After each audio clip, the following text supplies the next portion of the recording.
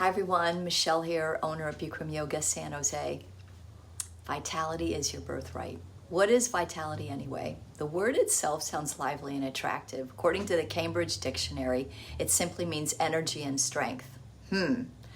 That's a bit boring, wouldn't you say? Given the animation when you just say the word, like vitality. According to Google, it's a term used to describe a person's ability to live, grow, and develop. That's a pretty good one. I can feel kind of a skip in my step just reading that. But how about this one? The peculiarity distinguishing the living from the non-living. This is Merriam-Webster's definition.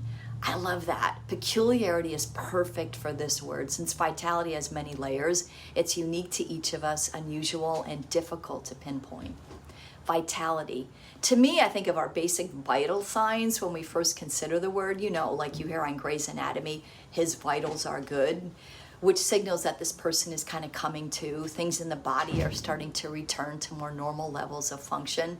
By contrast, right, without good vitals, we're in trouble physically.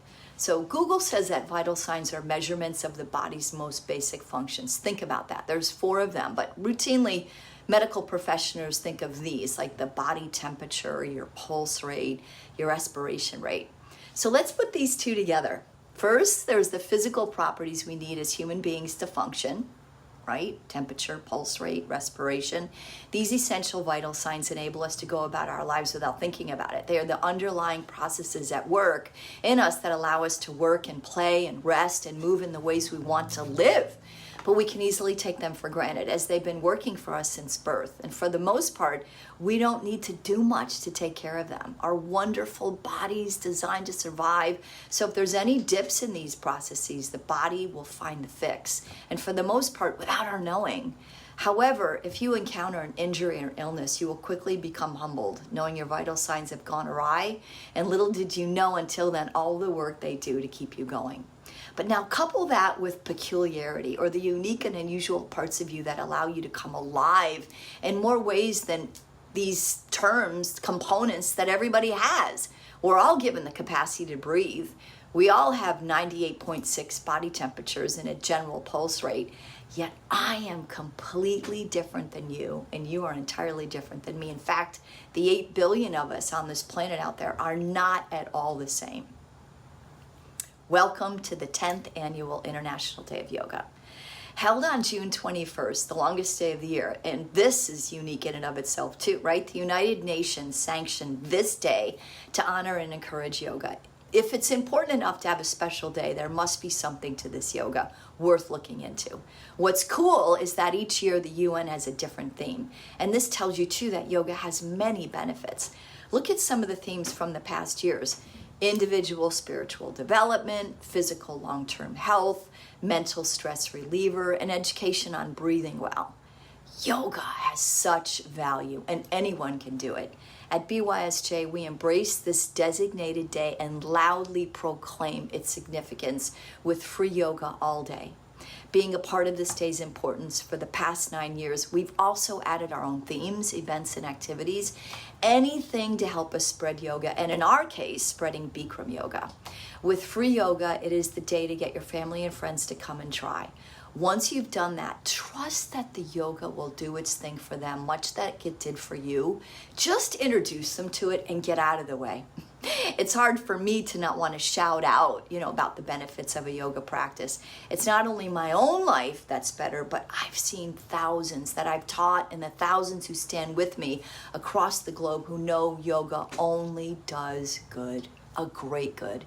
Not one person has ever come to me saying that they made the wrong decision. In fact, most say, why haven't I done this sooner? Vitality is your birthright. So this year, BYSJ chose to highlight the fact that vitality is your birthright. Hopefully you are more intrigued having kind of heard this now. Like me, I bet you have heard or maybe kind of listened to this phrase, or someone said it to you and you rolled your eyes, glossed it over, chalked it up to something that you just can't comprehend or align with it. But wait, it is your birthright. So if you really understand that, it kind of means that it's already in you. So I'm here to break it down, because guess what? Vitality is your birthright. Am I saying that enough? In a culture in which we believe work hard and earn the result. How can you mean, Michele, just being born means I get to have vitality? How does that really work? Well, I already told you that the body has these built-in mechanisms that keep you alive and going. And you also read that peculiarity, or these individualistic pieces of you, are already present too. So what's the problem? And you know what? It's a big one. You and I are just not living it out. Barriers. As great as it is, our world has this please give it to me now mode. Think instant gratification. Amazon, DoorDash, and now there's artificial intelligence taking challenging tasks that make you think, and with a push of a button, give you results without much thinking at all. You bet it makes life so much more convenient. But when we use it too much, and for sure we are, then we're just surviving. And I hate to say it, but over time, not only are we gradually becoming less and less satisfied with life, but we're also damaging our natural ways of being, how we individually think and feel, our physical movement, our gut health, and more atrophies. That means it stops working. So to our social life, as we begin to unknowingly isolate, having no need to go out, let alone talk to each other, vitality is our nature. And when we aren't in sync with it, we feel sick. Because we are out of our natural rhythm. And what starts to grow in us is the worst feeling of them all. Ready?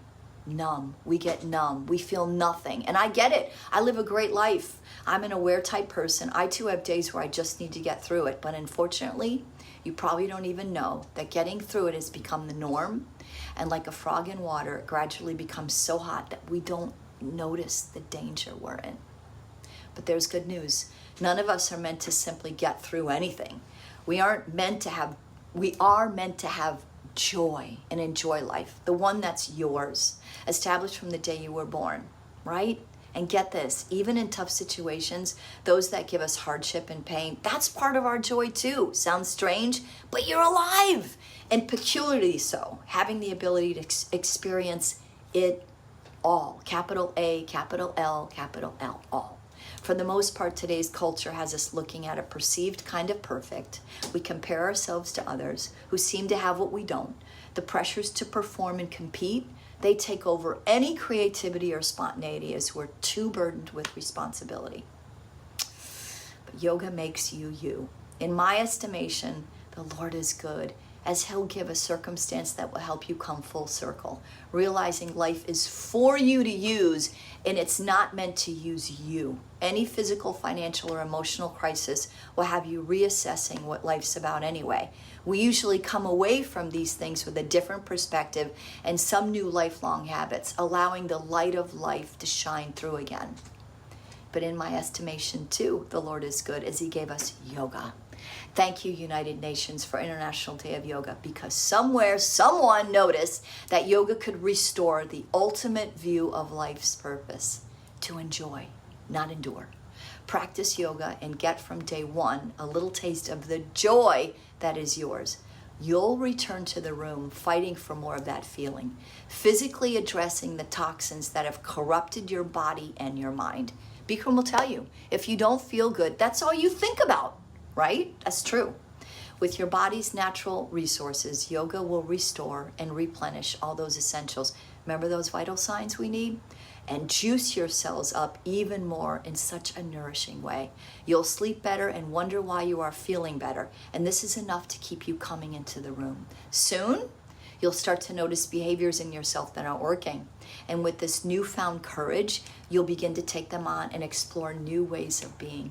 You'll meet all this with success. Yoga makes you you. I can hear Bikram say this countless times.